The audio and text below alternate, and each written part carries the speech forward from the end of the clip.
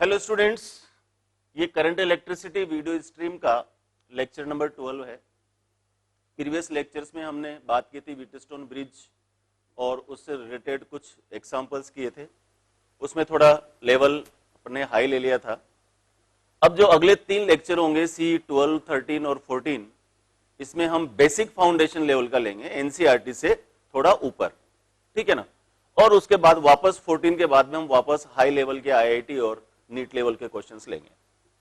तो आज हमें क्या बेसिक कॉन्सेप्ट समझने, सबसे पहले बात करेंगे अपन सेल की, क्योंकि अभी तक अपन जो वोल्टेज सोर्स ले रहे थे, टर्मिनल वोल्टेज बोल रहा था हमें बार बार, पोटेंशियल डिफरेंस, पोटेंशियल, ईएमएफ, ये सब चीजें आज वाले लेक्चर में अपन पढ़ेंगे। सबसे पहला पॉइंट है सेल या बैटरी क्या होती है। तो cell is used to convert the chemical energy into electrical energy. इसका मतलब क्या हुआ कि सेल क्या है, एक सोर्स ऑफ एनर्जी है, ये एनर्जी प्रोवाइड करता है। जब किसी भी वायर के साथ अपन सेल को, किसी भी रेसिस्टर के साथ सेल को कनेक्ट करते हैं तो ये क्या करता है, पोटेंशियल डिफरेंस सेटअप कर देता है, ठीक है। पोटेंशियल डिफरेंस होता है तो क्या होता है बेटा, इलेक्ट्रिक फील्ड होता है। इलेक्ट्रिक फील्ड होता है तो इलेक्ट्रॉन पर फोर्स लगता है इलेक्ट्रिक फील्ड के अपोजिट, जिससे इलेक्ट्रॉन चलने लगते हैं और हमारे पास इलेक्ट्रिक करंट आ जाती है, जो कि मैंने प्रीवियस फर्स्ट लेक्चर में आपको बताया था। हालांकि सेल की स्ट्रक्चर आप लोगों के सिलेबस में नहीं है, लेकिन फिर भी आपको जानकारी होना चाहिए कि वास्तव में सेल कैसे वर्क करता है। तो मैं थोड़ा सा 10-15 मिनट में आपको समझा देता हूं कि सेल की वर्किंग कैसे होती है। तो आप ये तो समझ गए कि सेल क्या है, सेल क्या है, एक एनर्जी का सोर्स है, ठीक है भाई। दूसरी बात, सेल जो होते हैं वो 2 तरह के होते हैं। एक होते हैं प्राइमरी सेल और दूसरे होते हैं सेकेंडरी सेल।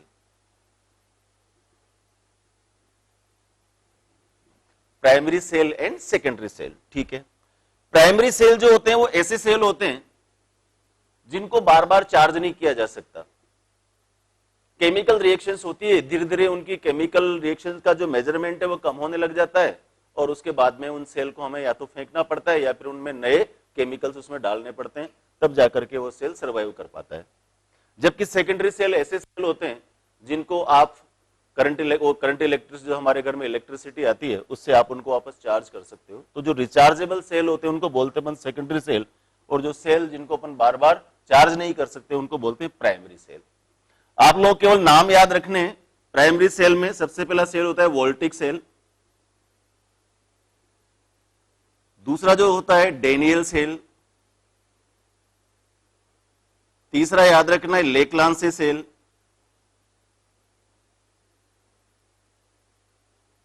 लेक्लांसे सेल, ठीक है ना। ये 3 सेल आपको याद रखना है। इसमें से भी विशेष रूप से डेनियल सेल और लेक्लांसे सेल, क्योंकि आपके जो एक्सपेरिमेंट्स हैं उन सब में केवल ये 2 ही सेल काम आते हैं। एक डेनियल सेल लेते हैं अपन, एक दूसरा लेक्लांसे सेल लेते हैं। सेकेंडरी सेल्स में जो सबसे पहला एग्जांपल है लेड एसिड एक्यूमुलेटर।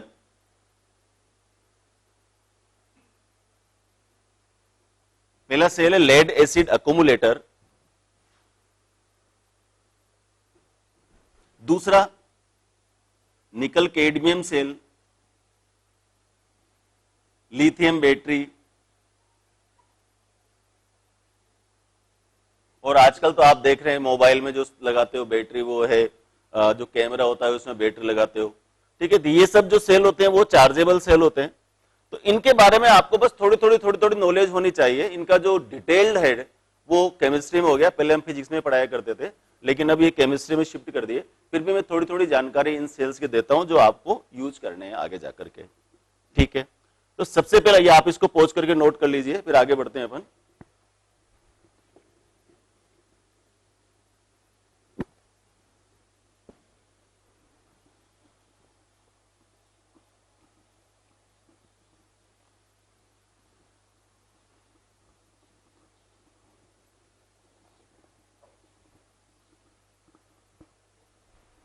देखो, इसमें से सबसे पहले अपन बात करते हैं डेनियल सेल की।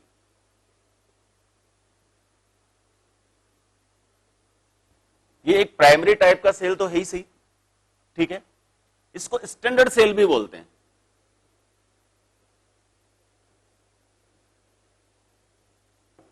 इसको स्टैंडर्ड सेल भी बोलते हैं क्योंकि एक तो इसका इंटरनल रेजिस्टेंस बहुत कम होता है और एक लंबे समय तक कांस्टेंट करंट देता है।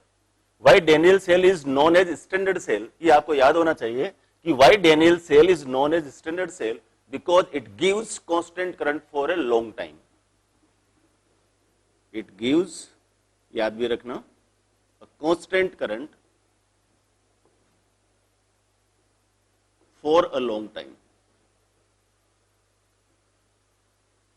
Its internal resistance is very low.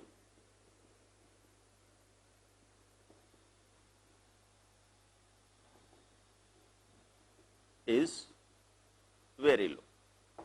इसका इंटरनल रेजिस्टेंस बहुत कम होता है और ये कांस्टेंट करंट काफी लंबे समय तक देता है, इसलिए हम इसको बोलते हैं Daniel cell.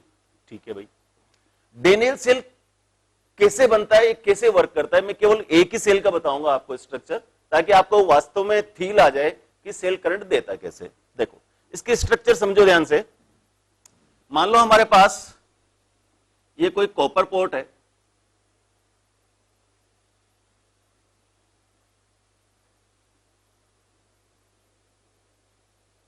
CU container glass type का होता है, एक ग्लास टाइप का कॉपर कंटेनर है, और चूंकि ये कॉपर है तो इसी के साथ में यहां पर एक टर्मिनल होता है जो अपन पॉजिटिव टर्मिनल लेते हैं। इसका मतलब पॉजिटिव टर्मिनल इस सेल का जो होता है वो कॉपर होता है। ठीक है, इसके अंदर एक और कंटेनर रखते हैं, इस कंटेनर को बोलते हैं अपन पोरस पोर्ट। इसको बोलते हैं पोरस पोर्ट। पोरस पोर्ट का मतलब हो गया इसमें बारीक बारीक पोर्स होते हैं। पोर किसको बोलते हैं? छेद को, छोटे छोटे छोटे बिल्कुल टाइनी से छेद होते हैं, जैसे हमारे पोर्स होते हैं, पोर्स में से स्वेटिंग ही बाहर बात आती है, इस तरह से इसको पोरस पोर्ट होता है। ठीक है, पोरस पोर्ट। ठीक है भाई, एक चीज जो इसमें लगाते हैं अपन यहां पर, ये एक जिंक रोड होती है,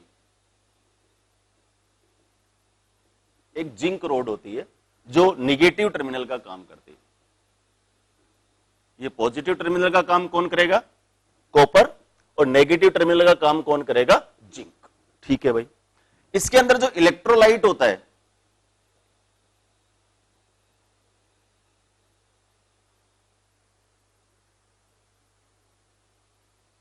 इलेक्ट्रोलाइट ये होता है कॉपर सल्फेट का 10% सॉल्यूशन। कॉपर सल्फेट का 10% सॉल्यूशन अपन इसमें भरते हैं। इसकी कंसंट्रेशन का बहुत ध्यान रखना पड़ता है। 20% कर देंगे तो क्या होगा आगे मैं इसमें बताऊंगा आपको। कंसंट्रेशन भी प्रॉपर होना चाहिए। तो 10% सॉल्यूशन का मतलब हो गया 1 लीटर पानी में अपन 100 ग्राम कॉपर सल्फेट के क्रिस्टल मिला देंगे। ठीक है, इसके अंदर जो पोरस पोर्ट है, पोरस पोर्ट के अंदर हम क्या करते हैं? वाटर प्लस फ्यू ड्रॉप्स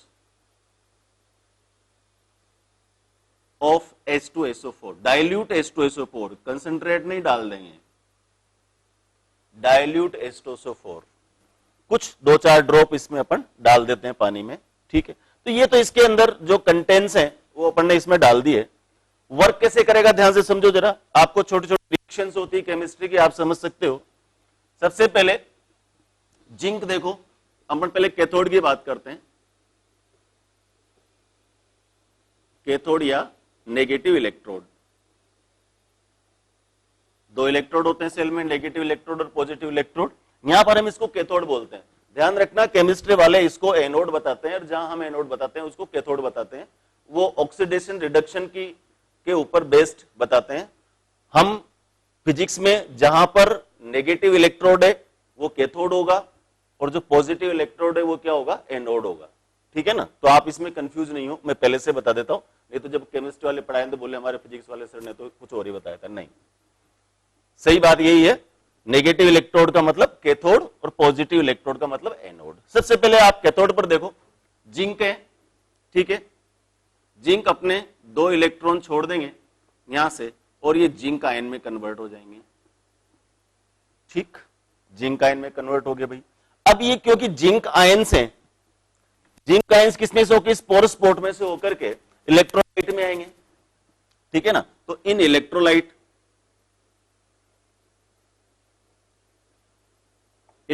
में जैसे जिंक आयन आएंगे, ये जिंक आयन क्या करेंगे? यहां पर कॉपर सल्फेट इस कॉपर सल्फेट से रिएक्शन करेंगे, डिस्प्लेसमेंट रिएक्शन है, फर्स्ट ऑर्डर आप समझते हो, तो क्या बनेगा ZnSO4 और यहां से कॉपर आयन प्रोड्यूस हो जाएंगे। ठीक है भाई, ये कॉपर आयन क्या करेंगे, एनोड पर आएंगे, एनोड पर आएंगे कॉपर आयन, देखो यहां से 2 इलेक्ट्रॉन लेंगे और यहां पर लिबरेट हो जाएंगे, कॉपर में कन्वर्ट हो गए, लिबरेट हो गए।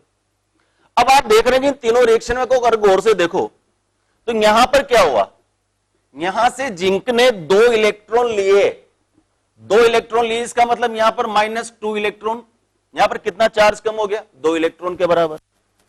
यहां पर कॉपर आयन आए, एनोड पर कॉपर आयन आए और यहां से क्या किया उन्होंने, 2 इलेक्ट्रॉन को लिबरेट कर दिया।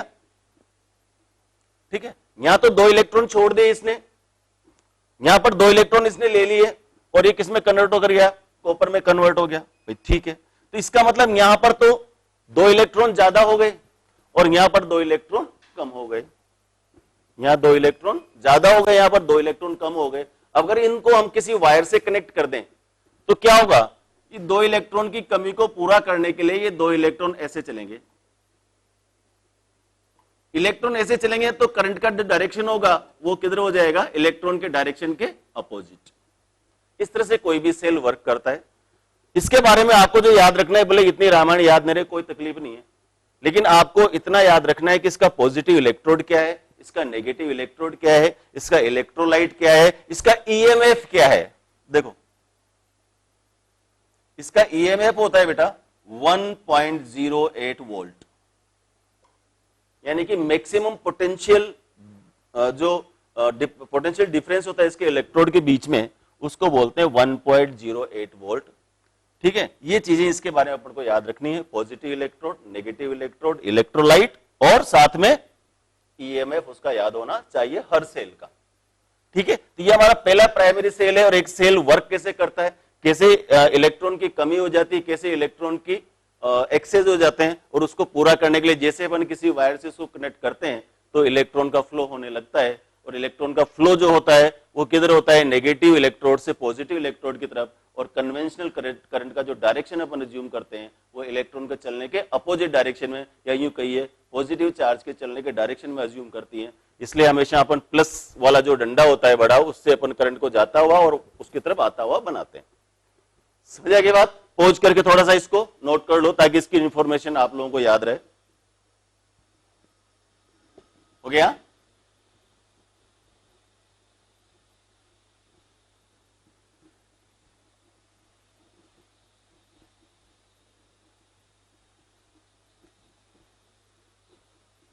देखो ये तो था हमारा Daniell cell. Daniell cell primary type का सेल है जैसे मैंने आपको बताया। दूसरा जो होता है लेक्लांसे सेल,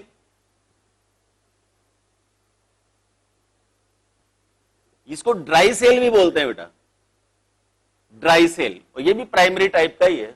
ड्राई सेल जो आप लोग ने देखा होगा, जो आप घर में जो वॉच होती है उसमें लगाते हो या माउस में लगाते हो, इस तरह के जो छोटे छोटे सेल आते हैं, ठीक है, या जो टॉर्च होती है टॉर्च में जो यूज करते हो वो वाले सेल, ये सब ड्राई सेल होते हैं। ड्राई सेल का जो कंस्ट्रक्शन है और लेक्लांसे सेल का कंस्ट्रक्शन है, और इन दोनों का जो प्रोसेस है करंट का, वो दोनों बिल्कुल सेम होता है। इसमें आपको क्या क्या याद रखना है, मैं इसके स्ट्रक्चर नहीं बता रहा हूं क्योंकि आप ये केमिस्ट्री में पढ़ने वाले हो। इसमें याद रखना है अपन को पॉजिटिव इलेक्ट्रोड, पॉजिटिव इलेक्ट्रोड इसका होता है कार्बन का, ठीक है। नेगेटिव इलेक्ट्रोड जिंक, ठीक है। इसमें जो इलेक्ट्रोलाइट होता है ये होता है जिंक क्लोराइड,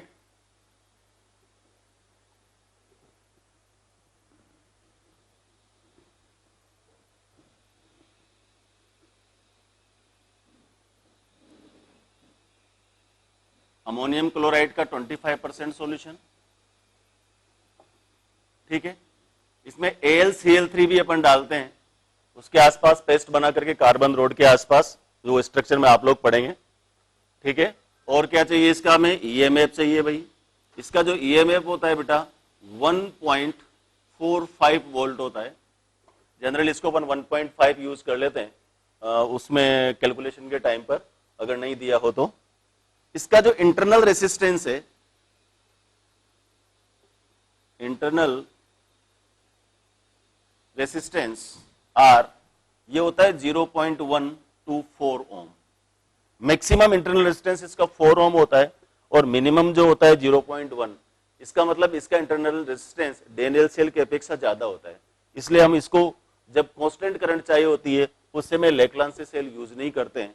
ठीक है, तो ये इंफॉर्मेशन है लेक्लांसे सेल के बारे में जो हमें याद होनी चाहिए। ठीक है, तो ये तो है सेल, प्राइमरी सेल जो आप यूज करेंगे। सेकेंडरी सेल में आपको केवल जो लेड एसिड अक्यूमुलेटर है उसी के बारे में याद रखना है। लेड एसिड अक्यूमुलेटर, उसकी इंफॉर्मेशन में लिख देता हूं तो आप नोट कर लीजिएगा।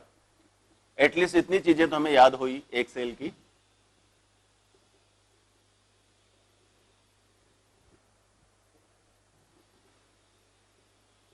लेड एसिड अक्यूमुलेटर, ये सेकेंडरी टाइप का सेल है जैसे मैंने बताया आपको। और सेकेंडरी सेल ऐसा सेल होता है जिसको आप चार्ज कर सकते हो।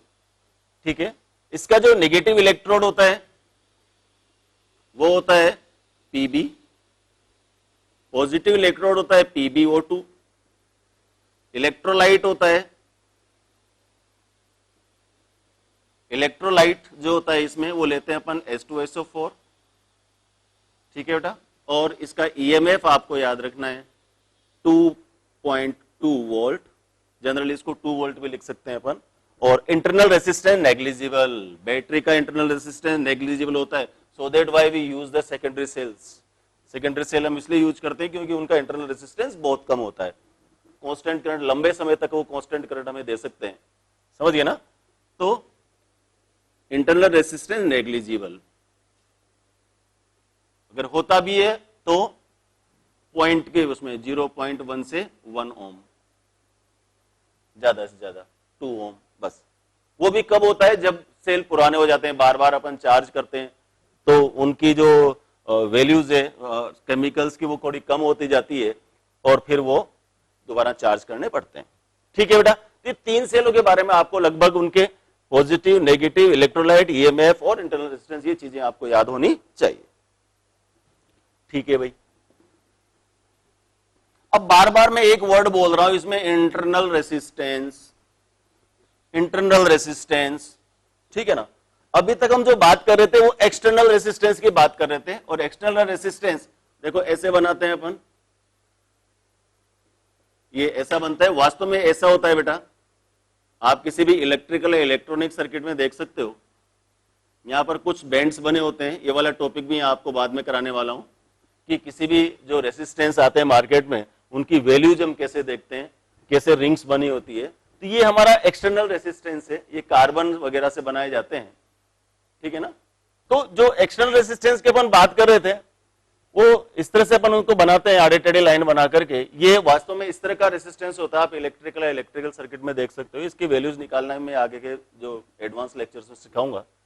ठीक है, ये जो रेसिस्टेंस क्यों होता है मैंने आपको बताया था कि जब करंट का फ्लो होता है तो उसमें जो अपना कंडक्टर होता है उसके अंदर जो अलग से इलेक्ट्रॉन होते हैं, आयंस होते हैं, वो क्या करते हैं, करंट के जो पाथ है उसमें प्रॉब्लम क्रिएट करते हैं। उसको हम क्या बोलते थे, एक्सटर्नल रेसिस्टेंस बोलते थे। ये एक वायर में होता है। इंटरनल रेसिस्टेंस जो होता है वो बेटा सेल में होता है। जैसे मान लो सेल है कोई और इसमें 2 इलेक्ट्रोड लगाए अपन ने, मान लो ये पॉजिटिव इलेक्ट्रोड है, ये कोई नेगेटिव इलेक्ट्रोड है। तो इसमें क्या होता है, इलेक्ट्रोलाइट होता है। आपने इलेक्ट्रोलिसिस पढ़ा होगा केमिस्ट्री में। इलेक्ट्रोलिसिस में क्या होता है, जब किसी भी, मान लीजिए हमने इसमें कोई AgNO3 कोई इलेक्ट्रोलाइट है, इसमें इसको में जब इलेक्ट्रोड रखते हैं तो क्या होता है, ये Ag और NO3 आयंस में कन्वर्ट हो जाते हैं। Ag पॉजिटिव टर्मिनल की तरफ, NO3 नेगेटिव टर्मिनल जाकर के वहां पर लिबरेट हो जाते हैं।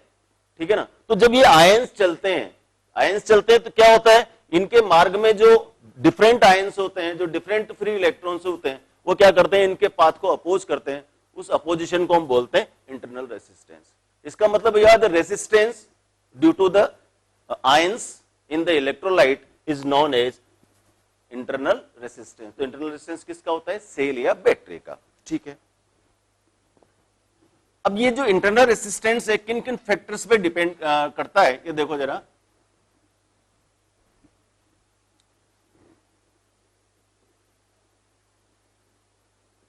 Factors on which internal resistance depend. इसको आप, मैंने एक छोटा सा फॉर्मूला बनाया, उससे करके याद रखोगे बेटा, CID अपॉन AD। देखो, मान लो ये कोई सेल है, ये यहां पर मैंने कुछ इलेक्ट्रोड बनाए हैं, 2 इलेक्ट्रोड, एक पॉजिटिव इलेक्ट्रोड और एक नेगेटिव इलेक्ट्रोड। ये मान लो पॉजिटिव है और ये मान लो नेगेटिव है, और इलेक्ट्रोलाइट यहां तक भरा हुआ है, इसमें यहां तक इलेक्ट्रोलाइट भरा हुआ है। तो जो इसके अंदर इंटरनल रेसिस्टेंस होगा वो किन किन चीजों पर डिपेंड करेगा, ध्यान से देखो। R is equal to CID upon AT, 5 चीजों पर डिपेंड करेगा। R तो क्या है बेटा? Internal resistance of cell.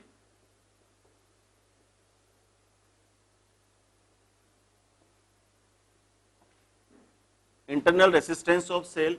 C है कंसंट्रेशन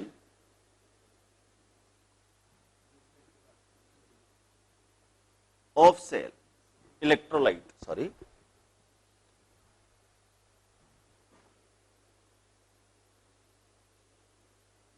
कंसंट्रेशन ऑफ इलेक्ट्रोलाइट। मैंने अभी जब सेल का बताया था उसमें बोला था कंसंट्रेशन का मतलब हो गया, जैसे मान लो सेल बनाना है और उसमें पानी डाला, उसमें कॉपर सल्फेट एक इतना सारा लेकर के डाल दे, नहीं, ऐसे नहीं डालते हैं। क्योंकि क्या होता है, ज्यादा डाल देंगे तो क्या होगा, जो इलेक्ट्रोलाइट है वो गाढ़ा हो जाएगा, ठीक है ना, तो उसमें कंसंट्रेशन बढ़ जाएगा। तो हमें कंसंट्रेशन अगर ज्यादा कर दिया हमने, तो देखो कंसंट्रेशन ऑफ इलेक्ट्रोलाइट, और आप देख रहे हो R प्रोपोर्शनल टू C, इसका मतलब अगर कंसंट्रेशन इंक्रीज होता है तो इंटरनल रेसिस्टेंस इंक्रीज हो है, और इंटरनल रेसिस्टेंस सेल का इंक्रीज होगा तो क्या होगा भाई, जो वो करंट देगा वो डिक्रीज हो जाएगी, क्योंकि पोटेंशियल डिफरेंस प्रॉपर क्रिएट नहीं कर पाएगा। ठीक है, दूसरा पार्ट देखिए, I इलेक्ट्रिक करंट। I क्या है यहां पर? इलेक्ट्रिक करंट, और आप देख रहे हो कि R directly proportional to electric current. इसका मतलब सेल से जितनी ज्यादा करंट लेंगे इंटरनल रेसिस्टेंस भी उतना ही ज्यादा होगा। ठीक है, तीसरा देखिए D क्या है यहां पर? Distance, distance between electrodes, electrodes के बीच की डिस्टेंस। अरे भाई, इलेक्ट्रोड के बीच की डिस्टेंस ज्यादा होगी तो आयंस को ज्यादा दूर चलना पड़ेगा, ज्यादा दूर चलना पड़ेगा तो क्या होगा, उसमें बीच में जो अपोजिशन है वो ज्यादा रहेगा, ज्यादा अपोजिशन है इसका मतलब इंटरनल रेसिस्टेंस भी ज्यादा है। तो डिस्टेंस बिटवीन इलेक्ट्रोड्स, इसका मतलब ये हुआ R प्रोपोर्शनल टू D है, अगर डिस्टेंस बढ़ाएंगे तो इंटरनल रेसिस्टेंस भी इंक्रीज होगा। ये तो 3 चीजें हमारे पास न्यूमेरेटर में थी इस फॉर्मूले के, कि C for concentration, I for electric current and D for distance between the electrodes. अगर अपन I, C और D बढ़ाते हैं तो इंटरनल रेसिस्टेंस सेल का इंक्रीज होता है।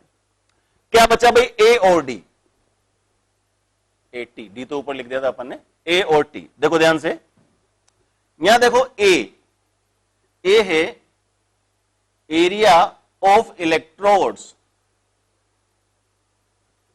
एरिया ऑफ इलेक्ट्रोड्स, सारा एरिया नहीं, ये पूरा इलेक्ट्रोड है, इसका एरिया नहीं। कौन सा एरिया काउंट करते हैं? जो किसमें डूबा होता है? इलेक्ट्रोड में, इसमें सॉरी इलेक्ट्रोलाइट में डूबा हुआ होता है। तो मैं यहां लिख देता हूं डिप्ड इन इलेक्ट्रोलाइट। समझ आ गई बात? Area of electrodes dipped in electrolyte, जो डूबा हुआ है एरिया उसके इनवर्सली प्रोपोर्शनल है। इसका मतलब एरिया ऑफ क्रॉस सेक्शन जितना ज्यादा डूबा होगा इंटरनल रेसिस्टेंस कम होगा। आप याद कीजिए, जब आप किसी मोटरसाइकिल की या स्कूटर की या कार की बैटरी जब आप सर्विस पर ले जाते हो तो वो क्या करते हैं, उसको खोल करके उसके ढक्कन को, उसमें क्या करते हैं, इलेक्ट्रोलाइट भरते हैं या उसमें डिस्टिल्ड वाटर डालते हैं, है ना, उसके पानी को पूरा करते ही नहीं करते। तो वो इसीलिए करते हैं क्योंकि अगर मान लीजिए धीरे धीरे क्या होता है, जब बैटरी को अपन यूज करते हैं तो इलेक्ट्रोलाइट कम होता जाता है। इलेक्ट्रोलाइट कम होता जाएगा, इसका मतलब जो एरिया होगा इलेक्ट्रोड का वो कम डूबेगा, और एरिया ऑफ इलेक्ट्रोड ये अगर ये कम होगा तो इसका मतलब इंटरनल रेजिस्टेंस ज्यादा होगा। तो हमें इंटरनल रेजिस्टेंस ज्यादा होगा तो क्या होगा, करंट कम होगी। इसलिए क्या करते हैं हम, इसके पूरा करते रहते हैं। इलेक्ट्रोलाइट में डूबा हुआ पार्ट ज्यादा होना चाहिए। लास्ट है T, T for a temperature. Temperature, इसका मतलब ये हुआ कि अगर टेम्परेचर बढ़ाएंगे तो inversely proportional internal resistance decrease हो जाएगा। टी ज्यादा होगा तो आर डिक्रीज होगा। समझ के बाद आगे, तो इसका मतलब ये हुआ कि सेल में इंटरनल रेजिस्टेंस क्या होता है। Internal resistance of a cell depends upon 5 factor, CID upon AD। ये आपको याद होना चाहिए। ये नीट में भी पूछा गया है इसके ऊपर क्वेश्चन, ठीक है, जनरली पूछा जाता है, आप लोगों को याद होना चाहिए। ठीक है, आगे बात करते हैं। आप इसको पॉज करके नोट कर लीजिए।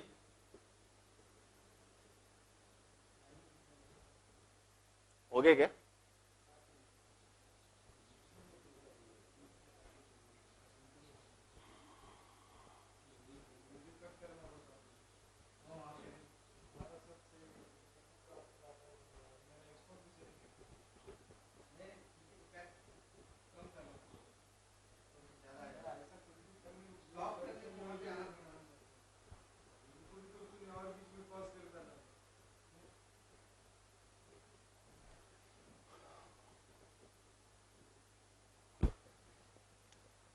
देखो, अब अपन देखते हैं कि इंटरनल रेजिस्टेंस, हमने पता लग गया कि इंटरनल रेजिस्टेंस क्या है सेल का और ये किन किन फैक्टर्स पर डिपेंड करता है।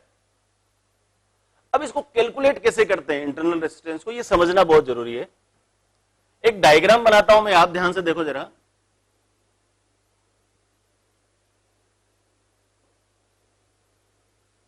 ये एक सेल का सिंबल है, ये तो आप अच्छी तरह से जानते हो, ये प्लस है, ये माइनस है।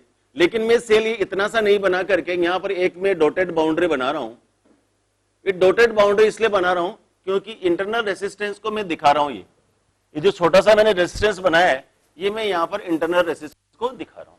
तो टर्मिनल्स आप सेल के यहां नहीं मान करके टर्मिनल्स ये मान सकते हो कि ये सेल के टर्मिनल है, और ये जो पूरा बनाया अपन ने डॉटेड के अंदर का, ये पूरा क्या है, सेल है।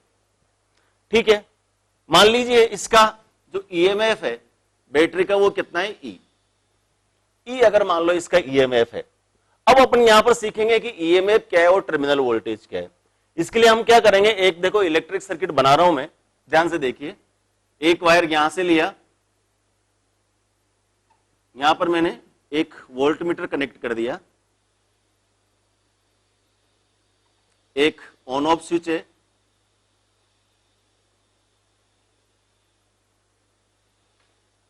से K1 बोल देता हूं मैं इसको। देखो यहां पर मैंने एक रेसिस्टेंस बॉक्स कनेक्ट किया है,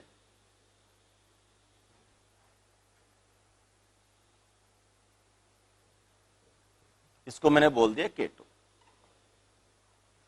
इंटरनल रेजिस्टेंस फाइंड करने के लिए हमें ये इलेक्ट्रिक सर्किट यूज करना है। कैसे कैसे इसको यूज करेंगे, ध्यान से समझो जरा। EMF, V voltage. कब ईएमएफ होगा, कब वोल्टेज होगा। और सुनो, मैंने कल भी बोला था आपसे, यहां पर जो मैं वोल्टमीटर यूज कर रहा हूं वो एक आइडियल वोल्टमीटर है। हालांकि वोल्टमीटर बनाने के लिए हम गैल्वेनोमीटर की जो कॉइल होती है उसके सीरीज में शंट जोड़ करके बनाते हैं, रेजिस्टेंस जोड़ करके बनाते हैं, तो voltmeter has its own resistance. लेकिन क्योंकि यहां पर अपन कैलकुलेशन कर रहे हैं, इसलिए मैं ये मान करके चल रहा हूं कि वोल्टमीटर आइडियल है, एंड इसका जो रेजिस्टेंस है वो बहुत ज्यादा नहीं है जो कि काउंटेबल हो, क्योंकि मुझे यहां पर इसका ईएमएफ रिकॉर्ड करना है। हालांकि वोल्टमीटर जो है वो एक अच्छा एपरेटस नहीं है वोल्टेज मेजर करने का, क्योंकि जब ये किसी भी वोल्टेज को मेजर करता है, ईएमएफ को मेजर करता है, टर्मिनल वोल्टेज को मेजर करता है, उस समय मेन सर्किट से कुछ करंट ड्रॉ कर लेता है। इससे अच्छा एक एपरेटस आएगा पोटेंशियोमीटर, जो अपन आगे के लेक्चर्स में पढ़ेंगे, वो इससे अपोजिट प्रिंसिपल पर काम करता है। जब वो मेजर करता है उस समय ये सर्किट से करंट नहीं लेता है। लेकिन फिलहाल क्योंकि इस सर्किट में वोल्टमीटर यूज कर रहा हूं, ठीक है, तो ये जो ईएमएफ मेजर करेगा जब K1 को अपन ऑफ कर देंगे। देखो केवल इसको ऑन किया, इसका मतलब बाहर के सर्किट में कहीं भी करंट नहीं है। जैसे इसको ऑन करते हैं, ये ऐसे बना दिया, इसका मतलब ये स्विच को अपन ने ऑन कर दिया। स्विच को ऑन कर दिया तो क्या होगा भाई, यहां से करंट फ्लो होगा, और यहां पर आ गया। तो अभी क्या है, अभी क्या मेजर कर रहा है ये, केवल ईएमएफ ऑफ द सेल। तो ईएमएफ क्या है, मैं 3-4 बातें ईएमएफ के बारे में बोलता हूं आपसे। EMF E capacity to make potential difference, एक बात। दूसरी बात याद रखेंगे, ईएमएफ, देखो यहां लिख रहा है इलेक्ट्रोमोटिव फोर्स, लेकिन बेटा ये फोर्स नहीं है, ये फोर्स नहीं है, ये क्या है, energy required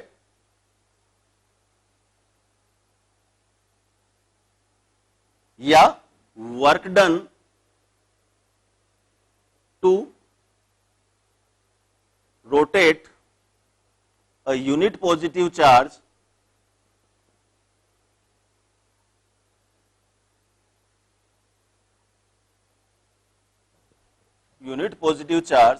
in electric circuit।